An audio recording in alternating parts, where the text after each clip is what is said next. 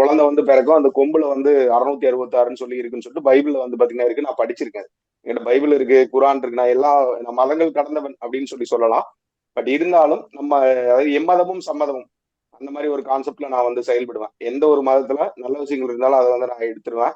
எடுத்துட்டு அதை நான் வந்து யூஸ் பண்ணுவேன். ஃபர்ஸ்ட் நான் யூஸ் பண்ணி பார்ப்பேன். எனக்கு ஓகேவா இருந்துச்சு அப்படின்னா மாணவர்களுக்கு அப்படிங்கிறது நான் வந்து கொடுப்பேன்.